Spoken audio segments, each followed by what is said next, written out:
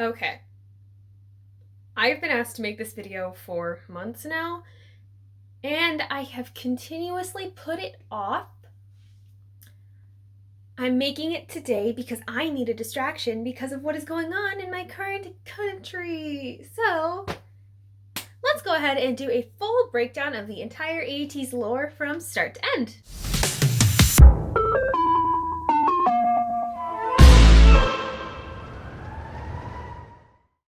What are my qualifications to talk on this? Well, I am regarded as TikTok's official lore tinny. I'm not really, but the official lore tinny of TikTok. I'm basically I keep the lore. I seemingly have this weird ability to predict the next moves in the storyline because I've done that successfully 4 times now in a row. And I also am able to recite the entire ATEEZ lore at the drop of a hat. This is kind of like my hyperfixation, so if anyone wonders why I spend so much time on this, it's because I'm probably neurodivergent, but we don't know, we don't care. Anyway, now first I want to talk about the what I'm taking and what I'm not taking as canon. With ATEEZ, it's very hard to determine what is and what is not part of the storyline because they are sneaky little fuckers. It's very hard to determine what is canon, what is not, and what is semi-canon. So I'm going to go ahead and talk about what canon, semi-canon, and non-canon are first. Canon, if you guys aren't from the fandom space or the fan fiction space, canon is information that is confirmed in the story. It is part of the story, it is true to the story, it is correct information about what you are talking about. Like, let's say if we wanted to take a canon example from the ATEEZ lore, it would be the existence of holities. They are canon because of this album right here. Semi-canon. What semi-canon is, it is something that's based in truth but is not necessarily confirmed. This goes along the lines of theory. So, for example, semi-canon would be saying that Yeosang is important to the story. Yes, he's very important to the story. It's been proven through through Fever Part 4, he's very important to the story. Actually, 3 and 4. Brooke Cromer got rescued. So yeah, Yeosang is very important to the story. Where it goes from there is how you say he's important to the story. I said he was important to the story because he was going to do something earth-shattering. And then he shatters the Cromer. So that semi-canon turned canon. Semi-canon could also turn non-canon. For example, we knew holities was not necessarily good. So what people were saying holities wasn't good. They were kind of wrong after the confirmation in here.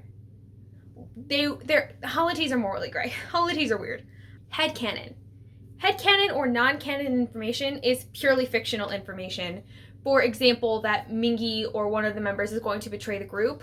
That really isn't based in any information we have except for subtle clues in music videos. So I'm taking that as headcanon until further notice because there hasn't really been anything that points to someone being a betrayer in the group so much as each boy having their individual own motives. We could argue that Yuno actually betrayed the group, but in the end he did come through for the group. So I will explain all of those instances here in a sec. Without further ado, I'm going to go ahead and plug my socials. If you guys don't follow me, I am at some variation of Targi Uyu on everything. I am also a cover dancer, so I have several covers on this channel. If you guys would like to check those out, please check those out. ATEEZ.net.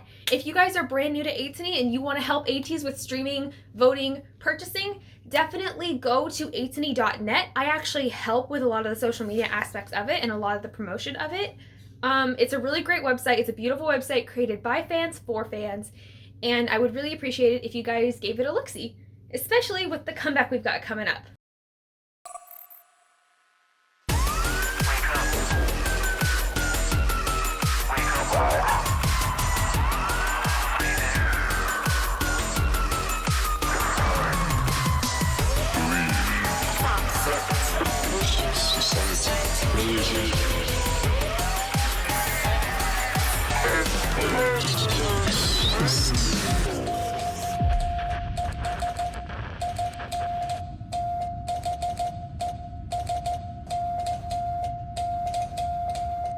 What am I taking as canon? What am I taking as semi-canon? What am I taking as headcanon or not canon?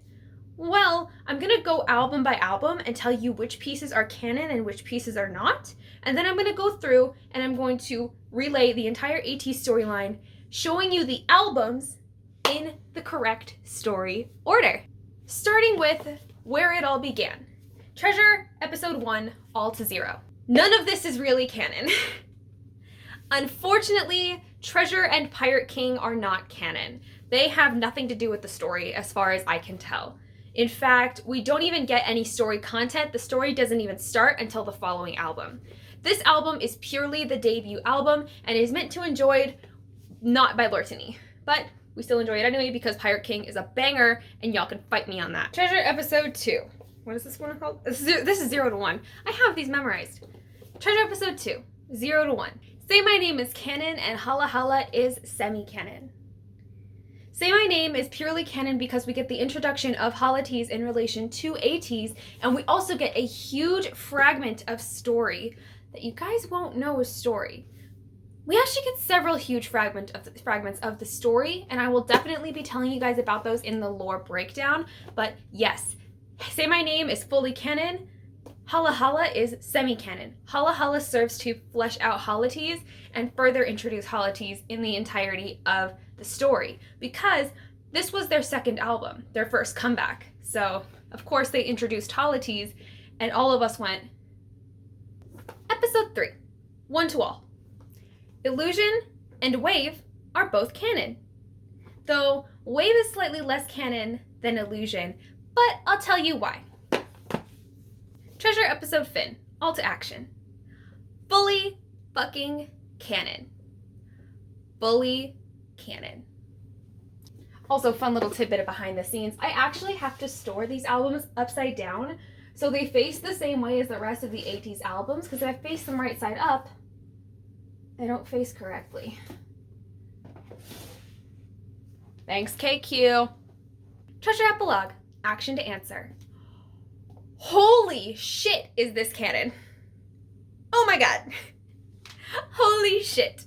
This is the music, these are the music videos that actually got me, the answer specifically, is what got me into the storyline of ATEEZ, especially with the introduction of the Man in White, where I saw him and went, what the fuck? And then you saw ATEEZ and ATEEZ together, and my brain broke, because at first I had thought ATEEZ were purely evil, and then I figured out, wait a minute, if they're working together, they're not evil, so what the hell is going on? Fever 1. Fully canon. In fact, they give us extra canon with the diary films and the first inclusion of a diary. So all of these I'm actually going to be referencing the diary versions in these albums. So I will tell you which of the album series is the diary. So if you guys want to pick up the diary for yourself and get into the ATEEZ storyline, you can pick this specific album up. This is the Fever 1 diary version. It's the pink and purple one, and it actually has the smallest, but one of the most important diaries in here. I will argue that Fever 1 and Fever 4 are two of the most important diaries in the entire series, and you'll find out why when I do the breakdown.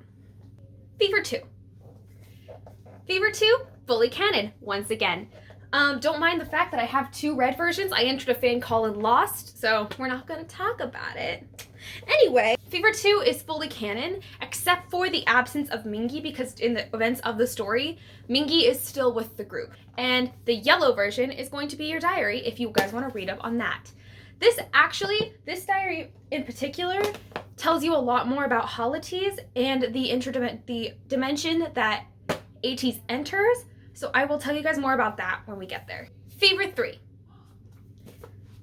I'm going to count Deja Vu as semi-canon, and I'm also going to count Eternal Sunshine as semi-canon.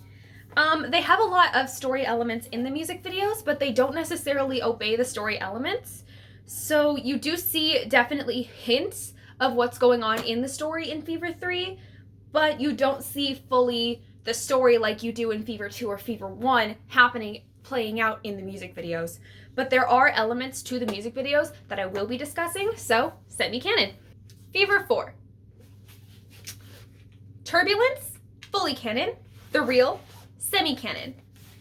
Now, Turbulence is fully canon, but it only tells a sliver of the story, but it is integral to the story, and you'll find out why through Fever 3 it's so important.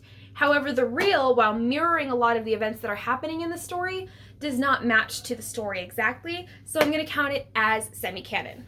Lastly, none of the Japanese releases I'm actually going to be counting as canon because they don't necessarily add to the story. They more just flesh out ATEEZ, A teenagers as a whole. Kind of like how holities fleshes out the idea of holities, the Japanese releases flesh out the idea of ATEEZ, and they serve to kind of just tell us about them in general. So while they are integral to ATEEZ's discography and ATEEZ's lore, they're not necessarily part of the story. Kingdom stages. I get a lot of questions about kingdom stages, and there is only one kingdom stage that I will take as fully canon, and that'll be the rhythm toss stage. And I'll tell you why when we get there. However, the Kingdom Symphony 9 and the Answer Ode to Joy stages, I take semi-canon. Aurora, Promise, and the Black Cat Nero, I'm also not taking as canon at all. The Black Cat Nero was their Halloween special, and Aurora and Promise were just baseline dance videos / performance videos, so they aren't necessarily going to be canon to the story. They're kind of along the lines of Pirate King fleshing ATEEZ out. All right, so let's begin the story with what I think is the earliest event in the entirety of the ATEEZ storyline. The Rhythm Toss stage. Holities are a group of revolutionaries under a tyrannical government, and this is all backed up by Fever Part 2. They're under a tyrannical government that has banned the use of music, emotion, art, and basically all forms of self-expression.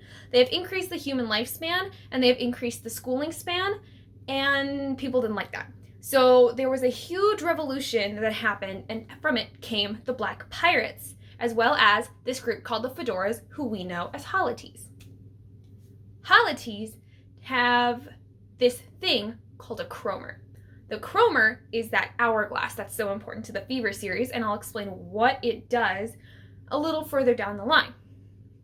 But in the Rhythm Toss stage, they are trashing this gallery, looking for something they need. They are trying to break in everywhere. They are looking for this one item. Very obviously, they're only looking for one thing. And what they're looking for, Hongjung eventually finds. It's an hourglass. He breaks the glass, takes the hourglass, and leaves. And our story begins with Fever 1. Specifically, the diary film of Fever Part 1. Now, in the diary of Fever Part 1, we meet 8 boys. All of them have different walks of life. All of them are completely different people.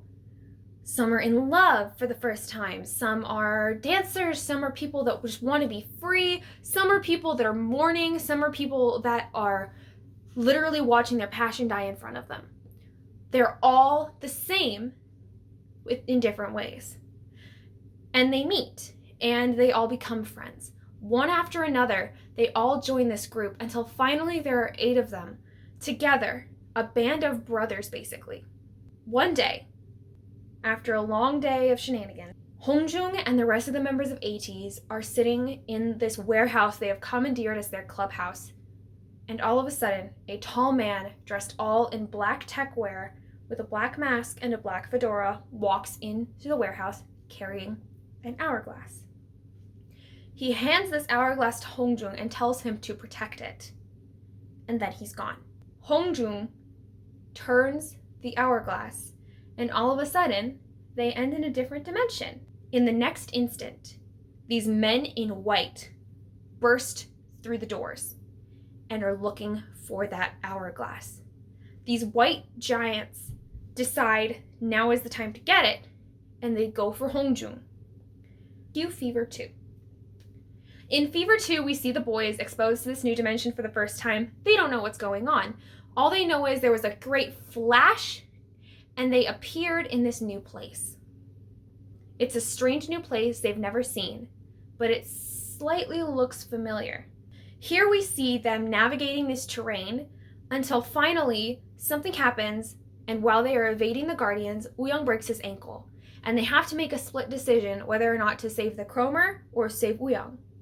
They choose Wooyoung, and they meet these people, the Grimes siblings. These 2 siblings take the boys in and help treat Young's wounds and help them get up to speed on this tyrannical government. They talk about the age extension, the schooling extension, the ban on art and emotions, basically turning humans to robots, and how all of the art was taken away and is now being housed in some weird gallery out in the middle of the ocean.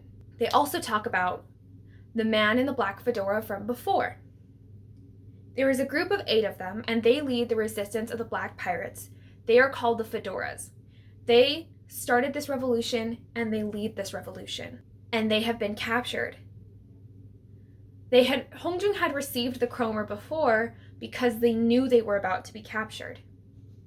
And they realized that if they had that Cromer, if that was captured along with them, with no escape plan, they would win.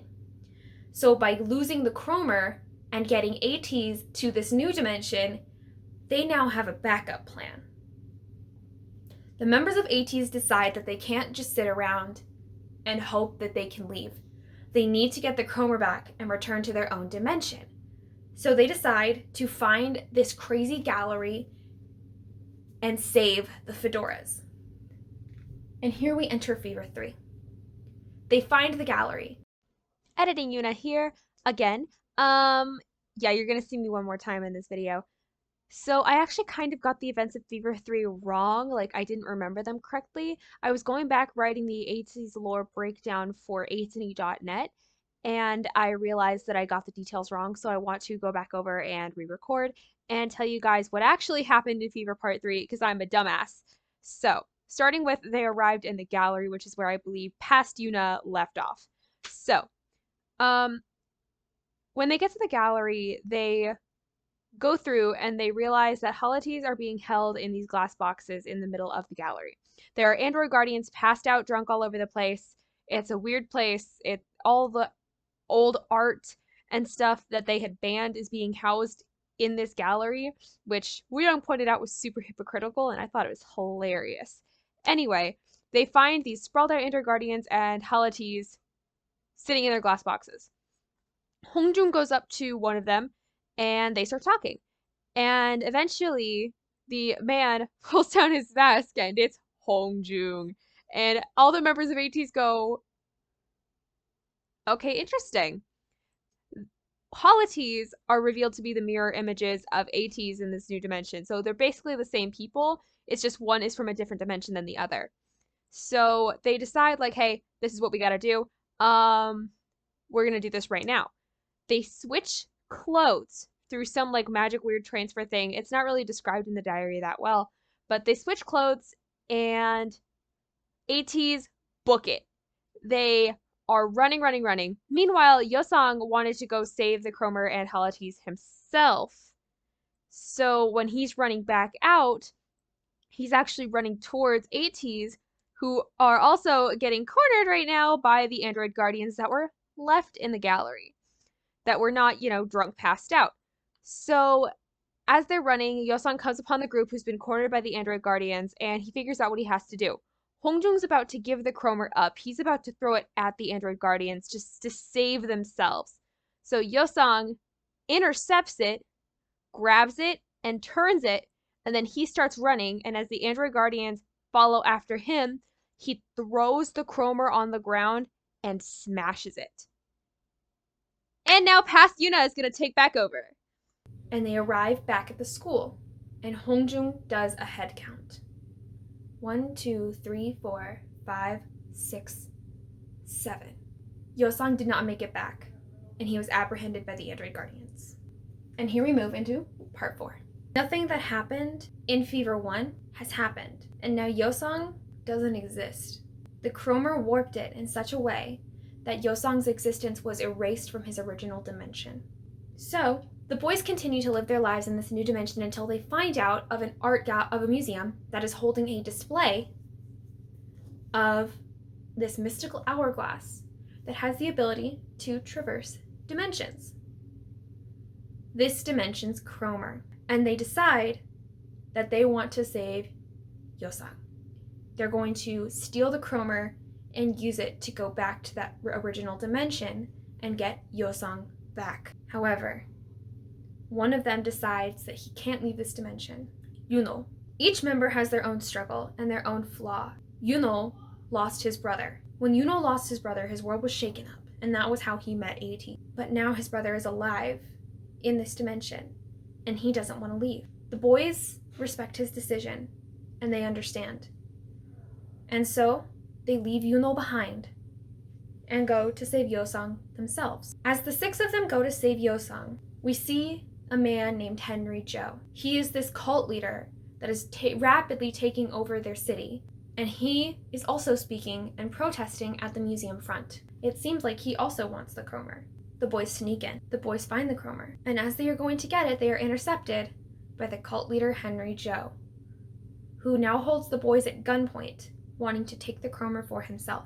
This is broadcast all over the news, and Yuno and his brother decide we need to go help them. And as Yuno and his brother are racing to the scene on their motorcycles, there's a crash, and Yuno loses his brother once again. And in that moment, Yuno decides you can't change the past, but you can change the future. So he races to go help his friends, and he ends up saving them, and with a miraculous turn of the chromer, the boys are back in the first dimension.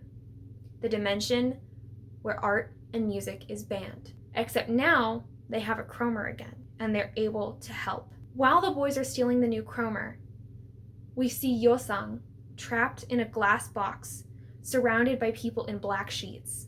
Their biological life force completely drained, including the Grimes siblings, bodies of resistance members, covered in black sheets, just standing around the room, staring at Yosung in the glass box.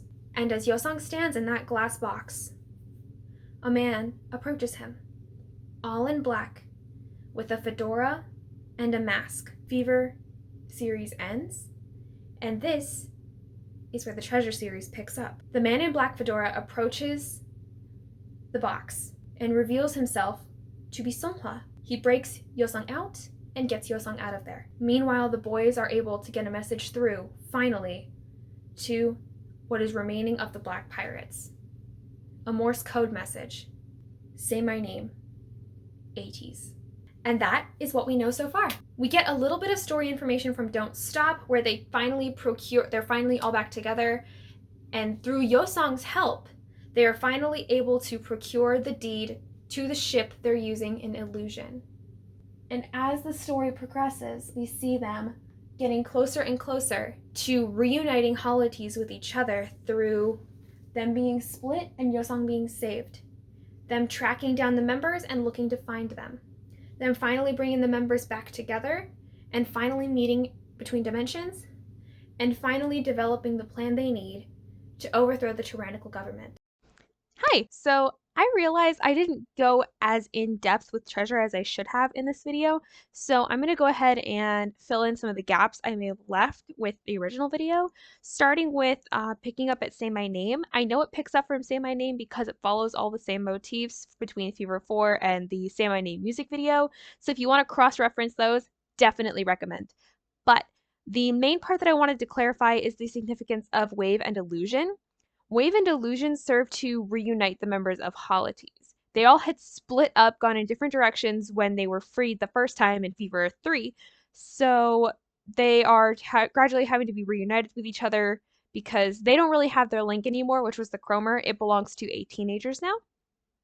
So especially with Illusion, we see them reuniting and them finding each other and ATEEZ finding them. And eventually we go to Wonderland, where the members of ATEEZ are all fully reunited, and they are going to meet with ATEEZ for the first time when we get to Answer, where they finally meet, and the Android Guardian figures out that, hey, there's the chromer, we found them, and they can go get them again. And that's where I think we're going to pick up with the new album coming out soon. So that's it. There you go. There's all the lore. Hope you guys enjoyed it, and back to the old me. If you guys want my theory, I believe the story that we are going to get in the next comeback is going to pick up right after Answer, with the overthrowing of this tyrannical government led by, I believe, the dimensional version of Henry Joe. But that's just me. So, what do you guys think of the ATEEZ lore so far? Pretty cool, right? I really enjoy how deep and convoluted this lore is because it's so hard to follow. But once you know it and you go back and you watch all of the albums and you watch all of the music videos that are associated with this, immediately the music videos become that much more meaningful and powerful. I hope you guys enjoyed this lore breakdown. I hope it helped you guys figure out what's going on in the lore, and I hope you guys stick around for my live theory breakdown, which is going to be happening with the official drop of the music video. I'm going to be reacting to it live on Twitch, and I'm also going to be uploading the VOD here on my channel for those of you who can't make it to that initial live stream, but still want to see what I think and if my theories held up, and what my theories are for going forward for the comeback once I get the diary version. So, hope you guys enjoy. Make sure to stick around if you guys like it. Follow my TikTok as well, because I do like mini lore breakdowns and mini theory videos there. I will be compiling all of my theory videos once I hit 10K into a playlist for you guys, so you guys can just go through and binge my theories and see what I got right, what I got wrong, what I changed, what I added, what I subtracted, all that cool stuff. All right, I will see you guys soon. I finally made it. Also, let me know if you guys would like a KCON LA vlog.